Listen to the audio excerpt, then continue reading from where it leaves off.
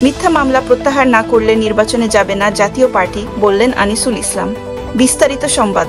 জুলাই গণ অভ্যুত্থানের ঘটনায় জাতীয় পার্টির জ্যেষ্ঠ অনেক নেতার বিরুদ্ধে দেওয়া মিথ্যা মামলা এবং বিদেশ যাত্রায় দেওয়া নিষেধাজ্ঞা প্রত্যাহার না করলে আগামী জাতীয় সংসদ নির্বাচনে জাতীয় পার্টি অংশগ্রহণ করবে না।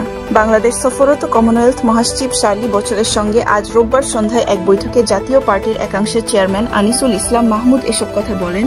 দলটির পাঠানো এক সংবাদ বিজ্ঞপ্তিতে বলা হয়, ত্রয়োদশ জাতীয় সংসদ নির্বাচন নিয়ে প্রস্তুতির বিষয়ে জানতে তাদের সঙ্গে বৈঠক করেছেন কমনওয়েলথ মহাসচিব শার্লি বচোয়ে। রাজধানীর ইন্টারকন্টিনেন্টাল হোটেলে এই বৈঠক অনুষ্ঠিত হয়। সেখানে জাতীয় পার্টির এই অংশের প্রতিনিধি দলে আরও ছিলেন মহাসচিব এবিএম রুহুল আমিন হাওলাদার ও প্রেসিডিয়াম সদস্য মাসরুর মওলা।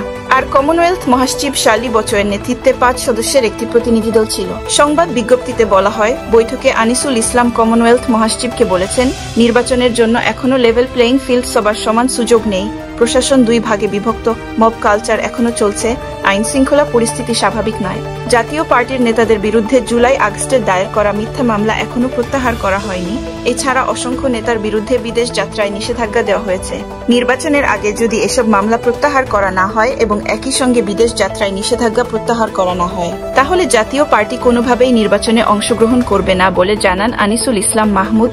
বৈঠক শেষে প্রেসিডিয়াম সদস্য ও আন্তর্জাতিক বিষয়ক বিশেষ দূত মাসরুর মওলা গণমাধ্যমকে বলেন, কমনওয়েলথ মহাসচিব জানতে চেয়েছিলেন জাতীয় পার্টি নির্বাচনে যাবে কিনা।